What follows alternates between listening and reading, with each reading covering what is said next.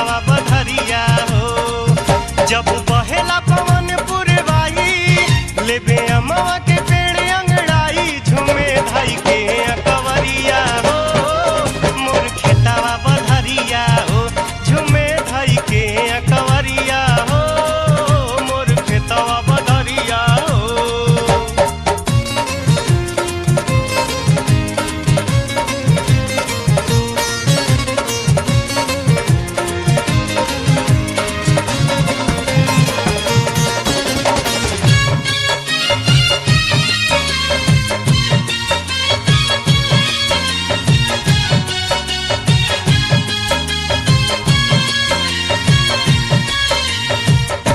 गौवा के लोग बड़ा लगे प्यारा प्यारा हो खेला बात हवा सब खारा खारा।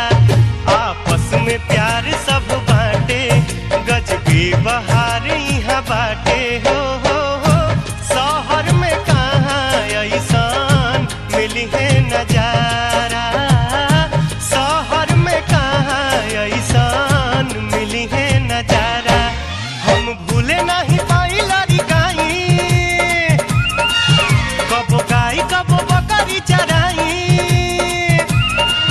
हम भूले नहीं पाई लड़िकाई कबो गाई कबो बकरी चराई। रहे बचपन के उमरिया हो मोर खेतवा बधरिया हो।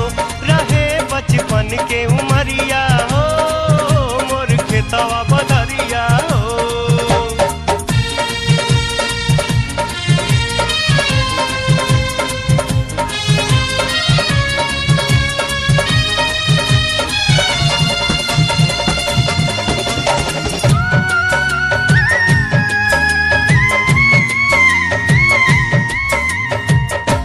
गौवे में कहीं हमार दिलवा भुलाइल।